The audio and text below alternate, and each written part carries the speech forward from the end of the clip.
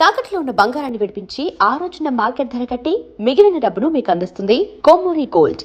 Old city Suryabhai ఈ పేరు చెబితే చాలు ఎలాంటి పనులన్నా అయిపోతాయి.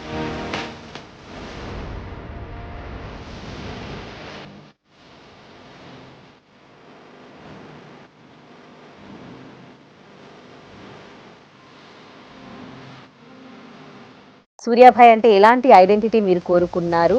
ఓల్డ్ సిటీ సూర్యాబాయ్ అని పిలుస్తారు నన్ను. ఇష్టపడేటోళ్ళు కొంతమంది అలా పిలుస్తారు, ఇష్టపడిన వాళ్ళు వేరేలా పిలుస్తారు. ఎలా పిలిచినా సరే నాకు అంగీకారమే అమ్మ. ఒక్కసారిగా ఒక మనిషి ఇన్ని కోట్లకు ఎలా పడగలెత్తాడు అని. ఒక్కొక్కసారి కొంతమంది కోటీశ్వర్లు అయిపోతుంటారు, ఒక్కొక్కసారి కోటీశ్వర్లు కూడా బిచ్చగారులు అయిపోతుంటారు. మీకు బిజినెస్లో ఒడిదొడుకులు అనేటివి ఉంటాయా? మీరు అప్పుడు స్ట్రాంగ్గానే ఉంటారా? లైఫ్లో ఏది జరిగినా సరే మన మంచికే అనుకొని నడుస్తుంటా అమ్మ. మంచి జరిగిందని చెప్పి పొంగిపోను, చెడు జరిగిందని చెప్పి కృంగిపోను. భగవంతుల్లో ఎక్కువగా నమ్మేది వెంకటేశ్వర స్వామిని కదా. పేర్లు అనేవి క్రియేట్ చేయబడినవి, కానీ దేవుడు ఒక్కడే.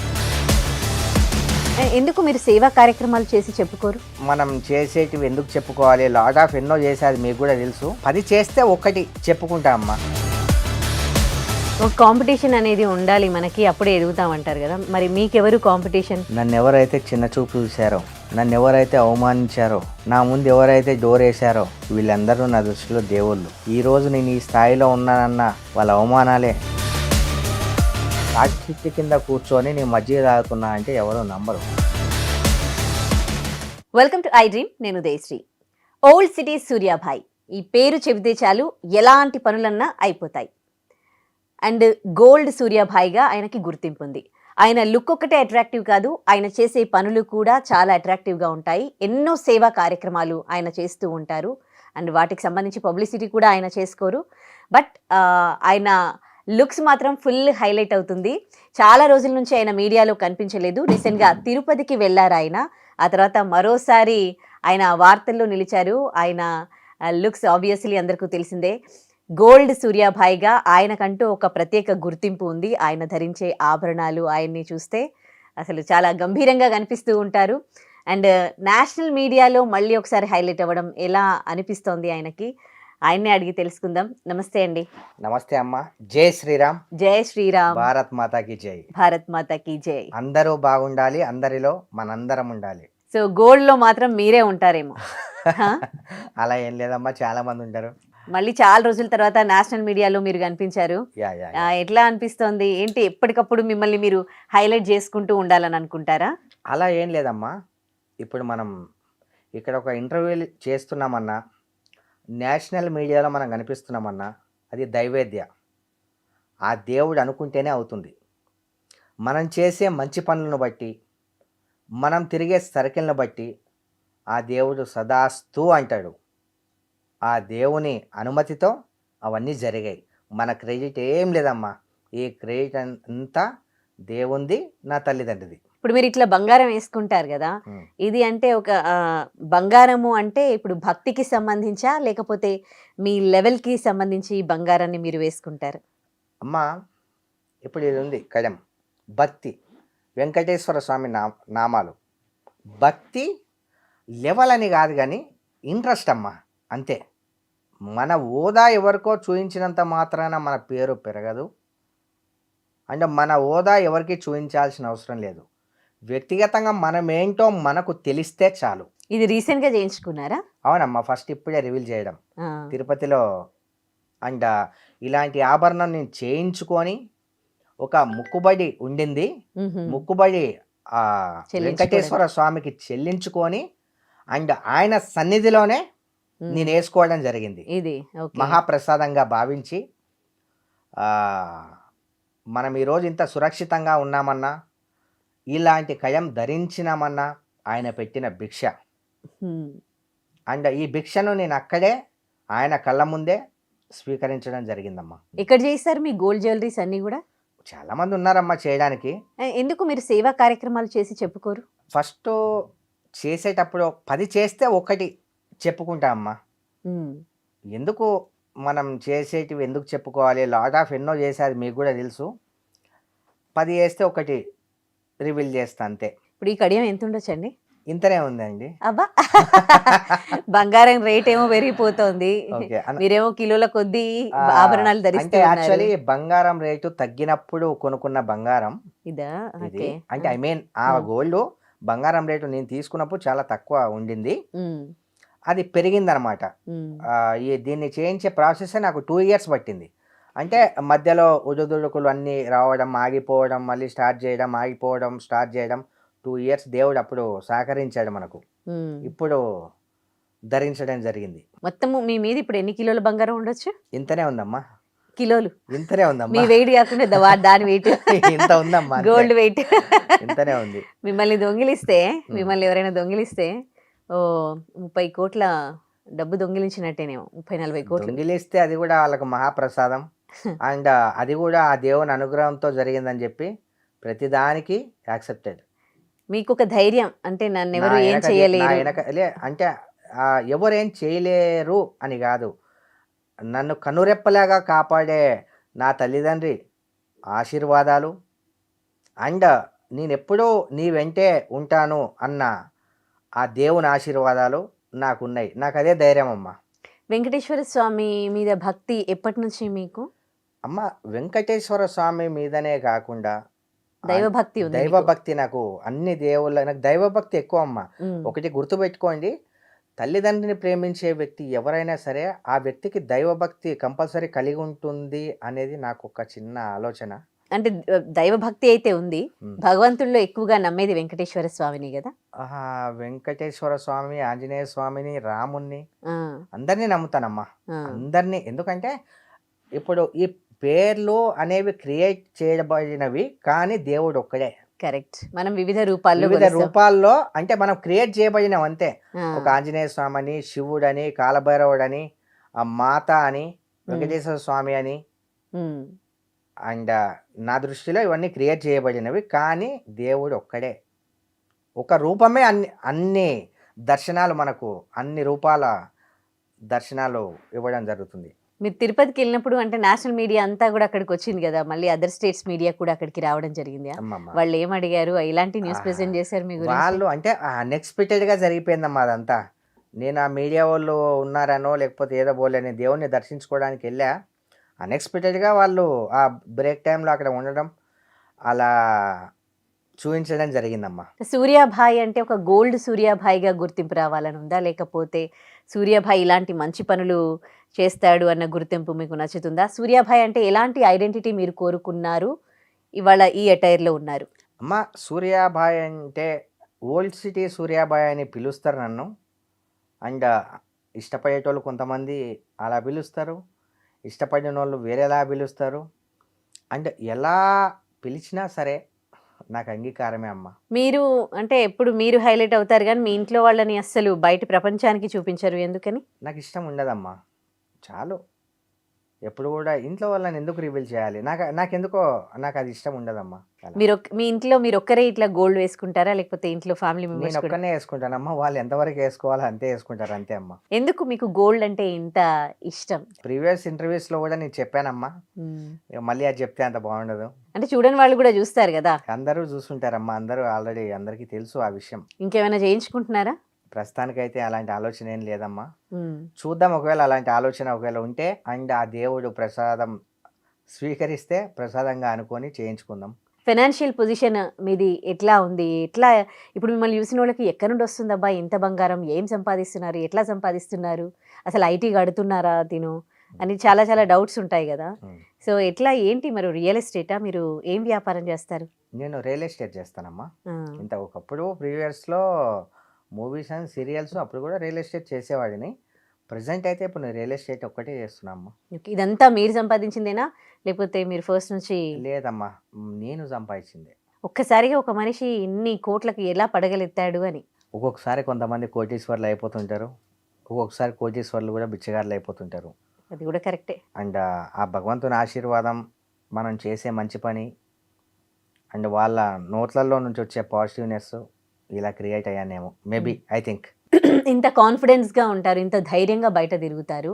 మీకు బిజినెస్‌లో ఒడిదుడుకులు అనేటివి ఉంటాయా? మీరు అప్పుడు స్ట్రాంగ్‌గానే ఉంటారా? లేకపోతే ఎప్పుడు మీరు అంటే హ్యాపీగా ఉన్నట్టు ఏం ప్రాబ్లమ్స్ లేనట్టే కనిపిస్తూ ఉంటారు?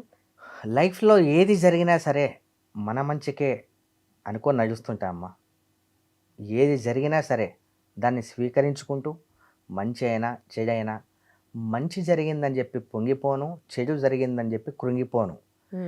ఏది జరిగినా అది దైవ నిర్ణయం అనుకొని ఇలానే ఉంటా అమ్మ. ఏది జరిగినా మన మంచికే. నేషనల్ మీడియాలో హైలైట్ అయ్యారు. ఏం సందేశం ఇచ్చారు మీరు? అమ్మ హైలైట్ కావాలని నేను హైలైట్ కాలేదు. ఆయన ప్రసాదంగా ఏదో జరిగిపోయింది అంతే. ఏం సందేశం ఇవ్వలేదమ్మా. దేవుణ్ణి నమ్మిన వాళ్ళకి ఎప్పుడు మంచే జరుగుతుంది. దైవభక్తి ఉంటే చాలా మంచిది. చెడు అలవాట్లకు లోను కాకుండా మంచి అలవాట్లకు దగ్గరగా ఉండండి. మంచి మనుషులకు దగ్గరగా ఉండండి. తల్లిదండ్రిని ప్రేమించండి. మన అనుకునే వాళ్ళని మాత్రమే నమ్మండి. దేవుని పూజించండి అని సందేశం ఇచ్చాను. అందరూ బాగుండాలని సందేశం ఇచ్చానమ్మా. ఈ ఓల్డ్ సిటీ సూర్యాభాయికి అమ్మంటే చాలా చాలా ప్రేమ. అమ్మ సిక్ అయినప్పుడు డిప్రెషన్లోకి కూడా వెళ్ళారు అని విన్నాము. అవునమ్మా. తల్లి అంటే ఎవరికి ఉండదమ్మా. ఒక ఆవుకు తన బిడ్డ అంటే ఇష్టం.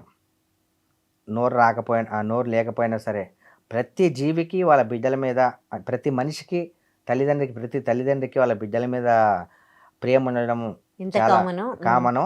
అండ్ కొంతమంది తల్లిదండ్రిని ఇష్టపడరు, తల్లిదండ్రులకు నచ్చిన పనులు చేస్తుంటారు. బతికే 4 రోజుల్లో నాకు తెలిసి ప్రత్యక్ష దైవాలు ఎవరన్నా దైవం అంటే తల్లిదండ్రి. నాకు తెలిసి కనిపించని దేవుడు అయితే కనిపించేది మాత్రం తల్లిదండ్రి. కరెక్ట్. డెఫినెట్లీ. అందుకు కనిపించే దేవుణ్ణి కూడా పూజిస్తూ కనిపించని దేవుణ్ణి పూజిస్తూ కనిపించే తల్లిదండ్రిని కూడా గౌరవిస్తూ పూజిస్తూ ఉండాలనేది నా యొక్క లక్షణం అమ్మ. చాలా మంచి విషయం చెప్పారు. కానీ ముందులాగా ఇప్పుడు ప్రేమలు అభిమానాలు ఉన్నాయా? కన్న తల్లినే చంపుతున్న రోజులు, స్వార్థం ఎక్కువైపోయింది. అండ్ కన్న పిల్లల్ని చంపుతున్నారు పేరెంట్స్. అది ఇలాంటివి ఎన్నో చూస్తూ ఉన్నాం కదా. సో మీరు అంటే మదర్ లవ్ గురించి చాలా బాగా చెప్పారు. మీకు ఇట్లాంటి న్యూస్ విన్నప్పుడు మీకు ఎట్లా అనిపిస్తుంది? చాలా బాధగా అనిపిస్తుంది. అండ్ ఒకటి మాత్రం అమ్మ, తల్లిదండ్రిని బాధ పెట్టినవాడు, తల్లిదండ్రిని సరిగా చూసుకోలేనివాడు, వాని జన్మ అనేది వృధా. వాడు వేస్ట్ నా దృష్టిలో ఎవరైనా సరే. అండ్ తల్లిదండ్రి ఎలాంటి వాళ్ళైనా సరే మనకు జన్మనిచ్చారు కాబట్టి, సరే నీకు నచ్చకపోతే వాళ్ళు మిమ్మల్ని అవాయిడ్ చేస్తే సరే, మీరు వాళ్ళ మంచే కోరుకొని మీరు దూరం అవ్వండి. చిత్రహింసలు పెట్టకండి. నచ్చలేదు వదిలేయండి. మాటలు బంద్ చేసేసేయండి. ఎందుకంటే అలా నచ్చకుండా అయితే ఎవరు ఉండరు. కానీ ఏదైనా ప్రాబ్లమ్స్ వల్ల ఏదో జరిగి ఉండొచ్చు. కానీ నేను చెప్పేది ప్రతి ఒక్కరికి ఒకటే, ఏజ్తో సంబంధం లేకుండా, అప్పట్లో ఎవరికో ఒకరికి హార్ట్ అటాక్ వచ్చేది. ఇప్పుడు ఏజ్తో సంబంధం లేకుండా చిన్నపిల్లల దగ్గర నుంచి పెద్దవాళ్ళ దాకా హార్ట్ అటాక్స్ అని, ఇంకేదో క్యాన్సర్ అని, ఏదో పలు రకాల వ్యాధులు వ్యాపించి చాలామంది మరణానికి గురవుతున్నారు. ఈరోజు కనిపించే వ్యక్తి రేపు కనిపించట్లేదు. ఏ క్షణం ఏం జరుగుతుందో తెలియదు. ఎప్పుడైనా చనిపోవాల్సిన వాళ్ళమే. ఇది నెంబర్ 1. అండ్ ఎప్పుడు చనిపోతాం కూడా అసలు తెలియదు. అనుకోక అన్ఎక్స్పెక్టెడ్.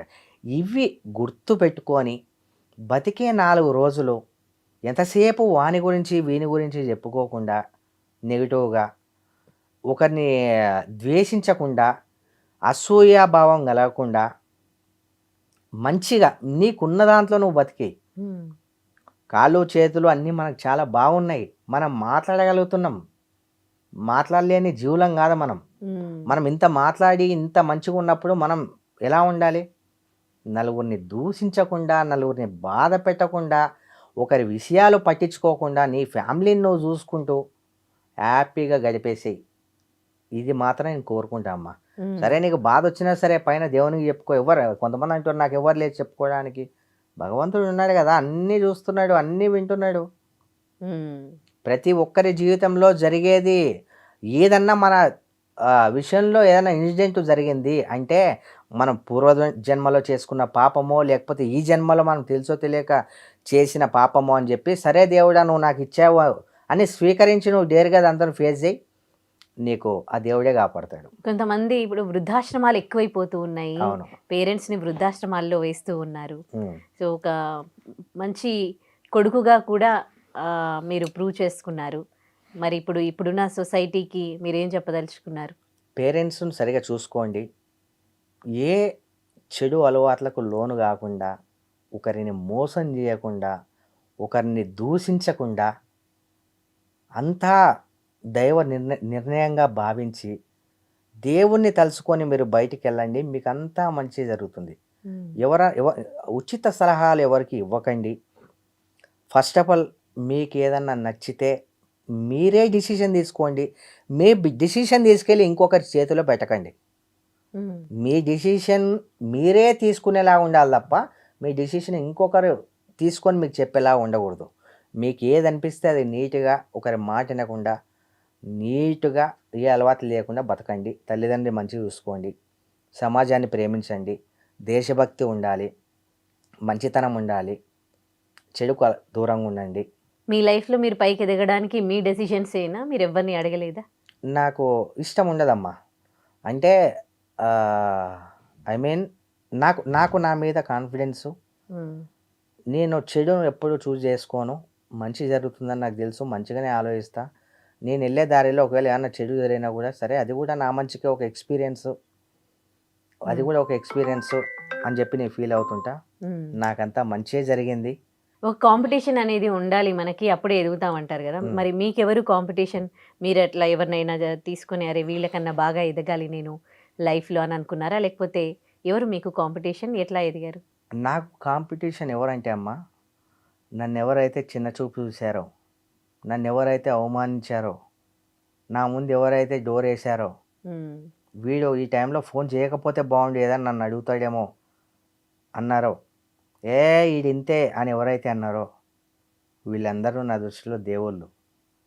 ఈరోజు నేను ఈ స్థాయిలో ఉన్నానన్నా, ఇంత పట్టుదలతో నిలబడ్డారన్నా వాళ్ళ అవమానాలే, వాళ్ళ దూషణలే, వాళ్ళ మాటలే.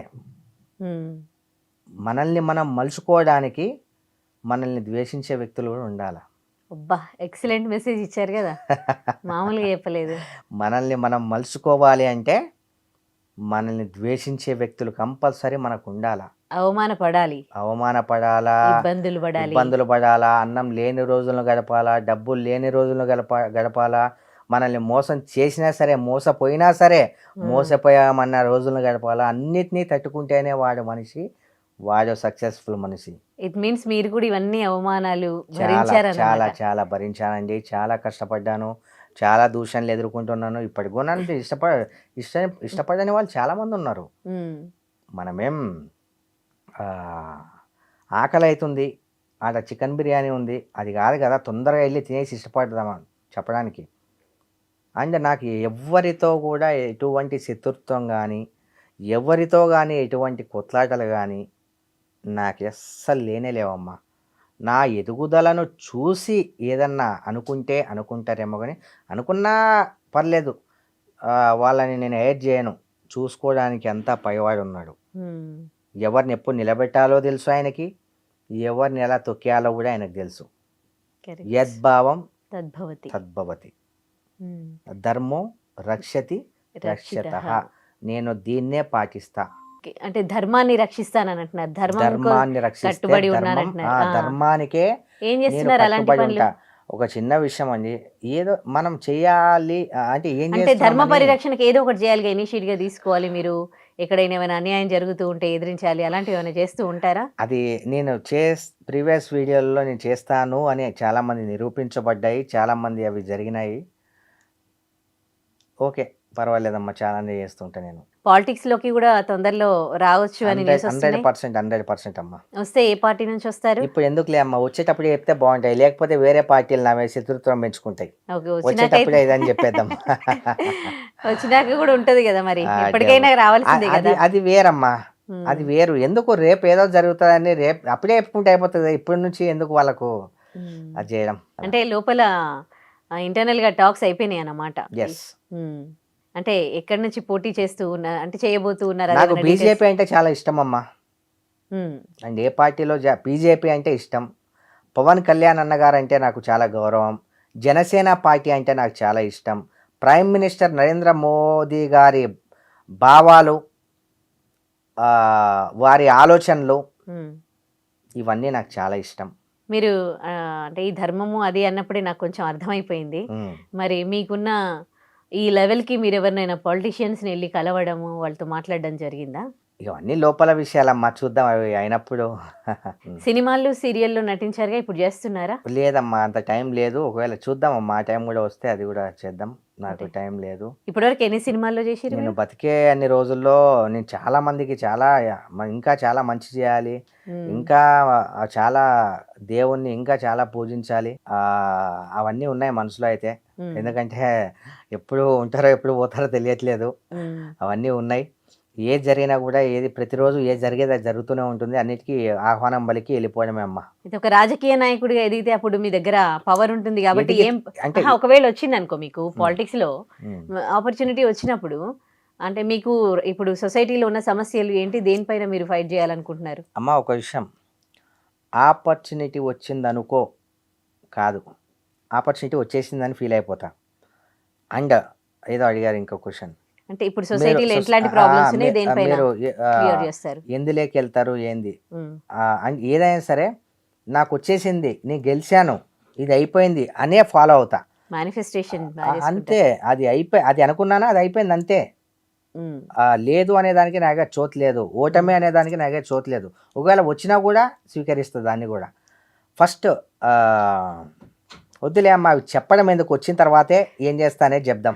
లేదు అంటే old city Suryabhai, gold Suryabhai రాజకీయాల్లోకి వస్తున్నాడు అని అంటే ఉమ్. అంటే ఏం చేస్తాడు అని చాలా మంది అనుకుంటారు. ఇప్పుడు అయ్యో, అంటే ఒక రాజకీయ మీకు ప్రస్తుతం ఎట్లాంటి ప్రాబ్లమ్స్ ఉన్నట్టు అనిపిస్తూ ఉంది మన తెలంగాణలో, మీరున్న ప్లేస్ లో ఏది క్లియర్ చేయాలి? మన తెలంగాణలో ఫస్ట్ నేను గిటంగా రాజకీయాలకి వచ్చేస్తే కాదు, రాజకీయాలకి నేను వస్తున్నా, వచ్చిన తర్వాత నేను గెలుస్తున్నా, గెలిచిన తర్వాత నెంబర్ 1 నా మైండ్లో కొన్ని సంవత్సరాల నుంచి పాతుకుపోయి ఉన్నది ఒకటి ఉందమ్మా మైండ్లో.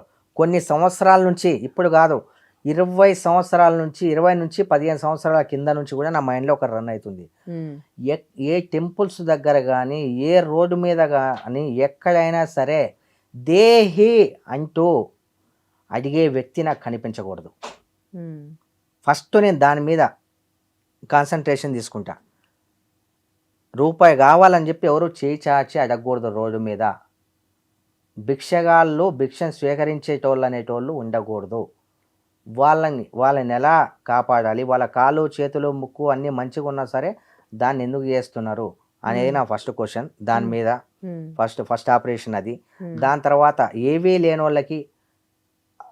వాళ్ళకి ఎలా అన్ని సమకూర్చాలి, ఇది నా రెండో అది. దీని మీద ఫస్ట్ డెసిషన్ అమ్మ నాది. ఇదే నేను ఫస్ట్. ఇప్పుడు ఓల్డ్ సిటీ సూర్యాభాయ్ అంటారు, కానీ ఓల్డ్ సిటీ ఎప్పటికీ ఓల్డ్ గానే ఉండిపోయింది, కానీ అది న్యూ కావట్లేదు. ఎందుకు కాదమ్మా, నువ్వెందుకు కావాలి, వచ్చి చూడండి మీరు ఒకసారి. ఓల్డ్ సిటీ సూర్యాభాయ్ అంటే ఓల్డ్ సిటీ అనేది ఒక పేరు మాత్రమే, కానీ ఓల్డ్ సిటీలో ఎన్నో మార్పులు చేర్పులు జరిగాయమ్మా. అంటే అది ఒక కొంచెం ఇప్పుడు సిటీతో కంపేర్ చేసుకుంటే అది ఎప్పుడు అంటే కూడా అది వాళ్ళు అనుకునే విధానాన్ని బట్టి అలా ఉంది తప్ప డెవలప్మెంట్ అనేది ఓల్డ్ సిటీలో ఉందా? ఎందుకు లేదమ్మా. ఒకప్పుడు నీరు కూడా రావడానికి చాలా కష్టంగా ఉండేది. నీరు కావచ్చు, రోడ్లు కావచ్చు, మనుషులు కావచ్చు, జనాలు కావచ్చు, చాలా చాలా అప్డేట్ అయిపోయినామమ్మా. చాలా అప్డేట్ అయింది ఓల్డ్ సిటీ. ఆ పేరు వల్ల మీకు అలా అనిపిస్తుందేమో, అంతేగాని చాలా అప్డేట్ అయింది. మీలాంటి అప్డేటెడ్ వాళ్ళని చూసినప్పుడు మీరు అప్డేట్ అయ్యారు, మీలాంటి అప్డేట్ అయిన వాళ్ళు ఉన్నారు, కానీ ఆ రోడ్లు మాత్రం అట్లనే ఉన్నాయి అనిపిస్తుంది. ఏం లేదమ్మా, అట్లా ఏం లేదు. ఓల్డ్ సిటీ గడ్డ మీద అన్నానికి ఎప్పుడూ ప్లేస్ ఉంటుంది. ఒకప్పుడు ఏమో కానీ ఏ జరిగినా సరే ప్రతి ఒక్కరు రెస్పాండ్ అవుతారు. అందరూ కలిసిపోయే స్వభావంతో ఉంటారు. హిందూ ముస్లిం బాయ్ బాయ్ అనే ఉద్దేశంతో ఉంటారు. లేనోళ్ళ గురించి వదిలేద్దాం, ఉన్నోళ్ళ గురించే మాట్లాడదాం.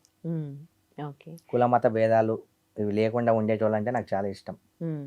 మా ఫెస్టివల్కి వాళ్ళు వెళ్తారు, వాళ్ళ ఫెస్టివల్కి మేము వెళ్తాం. కానీ మరి ఎందుకు Owaisi party, MIM and BJP కొట్టుకొని చేస్తారు కదా? కొట్టుకొని చావడం అంటే అది వాళ్ళ పర్సనల్ అమ్మ, దాని గురించి మనం ఎందుకు మాట్లాడుకుందాం. అందరూ ఒకటేలాగా ఉండాలి, అందరి బ్రెయిన్ ఒకటేలాగా ఉండదు, అందరి ఆలోచనలు ఒకటేలాగా ఉండవు, ఎవరికి నచ్చినట్టు వాళ్ళు ఉంటారు కదా. మనం ఎందుకు దాని గురించి మాట్లాడుకోవడం? కానీ ఇట్ మీన్స్ ఓల్డ్ సిటీలో మీరు మంచిగానే ఉంటారన్నమాట. గుడ్ అమ్మా. 5 ఏళ్ళు ఉంటే 5 ఏళ్ళు సమానం ఉండవు. ఇప్పుడు గోల్డ్ కాస్ట్ తరుగుతూ ఉంది కదా. ఉమ్. సో ఒక గోల్డ్ మ్యాన్ గా మీకేమనిపిస్తోంది? పెరిగితే బాగుందా, తరిగితే తగ్గితే బాగుందా? బాగుంటుందమ్మా. పాపం ఇప్పుడు గరీబ్ వాళ్ళు పెళ్లి చేసుకోవాలన్నా ఎంతలే అన్నా కూడా కనీసం ఇప్పుడు బంగారం పెట్టండి ఆ పిల్లలు అవ్వట్లేదు. గోల్డ్ రేటు చాలా తగ్గిపోతే బాగుంటుందని నాకు అనిపిస్తుందమ్మా. ఉమ్, ఓకే. ఎందుకంటే సామాన్యులు కూడా వాళ్ళ పిల్లల పేరెంటాల కన్నా పెట్టే స్థితిలో ఉండే స్థాయికి తగ్గిపోతే చాలా బాగుంటుందమ్మా. మీరు ఒక మంచి కొడుకు, కష్టపడి పైకి వచ్చారు, ధర్మాన్ని కాపాడాలని ఉంది. యూత్కి ఎట్లాంటి మెసేజ్ ఇస్తారు? యూత్కి ఏ చెడు అలవాట్లకు లోను కాకుండా మీ పనేదో మీరు సక్రమంగా చేసుకుంటా పోండి, మీకు అంతా మంచి జరుగుతుంది. లైఫ్లో సక్సెస్ అయిన పర్సన్గా సక్సెస్ గురించి ఏం చెప్తారు? కొన్ని సంవత్సరాల కింద నేను ఎలా ఉన్నా, ఇప్పుడు ఎలా ఉన్నా, మీ సక్సెస్ సీక్రెట్? అండ్ నా ఎనిమీస్ ఓకే. నీ సక్సెస్ అని ఎలా అంటే కొన్ని సంవత్సరాల కింద నేను ఎలా ఉన్నా, ఇప్పుడు ఎలా ఉన్నా, దాన్ని బట్టి నీ సక్సెస్ కాదో నాకు తెలుసు, జనాలకు తెలుసు. మీరు దాన్ని ఎట్లా అంటే కాంపిటీషన్గా తీసుకున్నారు. మిమ్మల్ని ఎవరైనా డెఫినెట్లీ ప్రతిదాన్ని కూడా నేను స్వీకరించా, నా మంచికే అనుకున్నా, దాన్ని బట్టి కష్టపడ్డా. కానీ ఇప్పుడు And- డిప్రెషన్లోకి and పోతున్నారు కదా ఇంకో అందరూ. విషయం, మన కష్టానికి తోడు ఆ దేవుని అండ. దేవుణ్ణి నమ్ముకున్నారు మీ దేవుని కష్టాల్లో. నమ్ముకున్నా. ఉమ్, అది ఉమ్. దేవుడు భిక్ష వేస్తే ఆ భిక్షను స్వీకరించి నేను ఇలా ఉన్నా. ఛాలెంజింగ్గా తీసుకున్నారు మీ అవమానాలు. కానీ ఇప్పుడు ఎవరైనా అవమానించిన ఒక మాట అన్నా, లేకపోతే ఫినాన్షియల్గా లాస్ అయినా డిప్రెషన్లోకి వెళ్ళిపోయి చచ్చిపోవడము, లేదంటే అలా అవమానించిన వాళ్ళని చంపేయడం చేస్తూ ఉన్నారు కదా. పాపం అదే కొన్ని ఇప్పుడు చెప్పాను కదా, 5 ఏళ్ళు ఒకటేలా ఉండవు అని చెప్పి. ఒక్కొక్కరి మెంటాలిటీ ఒకలా ఉంటుంది. ఒకరికి కౌన్సిలింగ్ ఇస్తే మారుతారు, ఒకరికి ఎంత చెప్పినా కూడా మారరు. వాళ్ళందరూ చాలా దృఢంగా ఉండి మంచిగా ఉండి నేను ఏదైనా చేయగలను అనే కాన్ఫిడెన్స్ లెవెల్స్ వాళ్ళు పెంచుకుంటే ఇలాంటివి ఏవి జరగవు. ఫైనల్గా మీరు చెప్పే మాటలు ఏంటి మీ గురించి, ఈ దేశం గురించి, అండ్ వ్యూవర్స్కి, ఐ డ్రీమ్ వ్యూవర్స్కి ఏం చెప్తారు? మనం బాగుంటే మన దేశం బాగుంటుంది. మన దేశం బాగుంటే ఇతర దేశాలు మన దేశం గురించి చెప్పుకుంటాయి. అందరూ బాగుండాలని కోరుకోండి. తల్లిదండ్రిని ప్రేమించండి, పూజించండి, దేవుని పూజించండి. అండ్ మనము ఎలా ఉన్నాం అనేది మన పక్కన వాళ్ళని బట్టి ఉంటుంది. మనం తిరిగే అలవాట్లలో కలిసే దాంట్లో కావచ్చు, మన పక్కన ఎలాంటి వాడు ఉన్నాడు ఫస్ట్ అది పసిగట్టండి. మనం 10 మందిలో ఉన్నప్పుడు ఆ 10 మంది మంచి ఉంటేనే వాళ్ళతో పాటు మనల్ని కూడా మంచోడు అంటారు. మన పక్కన చెడ్డోళ్ళు ఉన్నారనుకోండి, నువ్వు మంచోడు అయినా సరే నేను చెడ్డోడు అంటారు. చెడు సాహసం చేయొద్దంట. అది తాటి చెట్టు కింద కూర్చొని నేను మజ్జిగ తాగుతున్నా అంటే ఎవరు నమ్మరు. ఈత చెట్టు కింద కూర్చొని మజ్జిగ తాగుతున్నా అంటే ఎవరు నమ్మరు, ఈతకాలు తాగుతున్నా అనే అంటారు. అవును. అందుకని చెప్పి ఎక్కువ ఈత చెట్లు నమ్మకుండా మంచి జామ చెట్ల కింద కూర్చొని మజ్జిగ తాగండి అని చెప్తా. రైట్. మంచి మెసేజ్ ఇచ్చారండి. సొసైటీకి ఎట్లాగో పాలిటిక్స్ లోకి కూడా Yeah. వస్తూ ఉన్నారు కాబట్టి I wish you good luck అండి. And thank you so much అండి. థ్యాంక్ యూ అండి, thank you so Thank you. Much. నమస్తే. నమస్తే.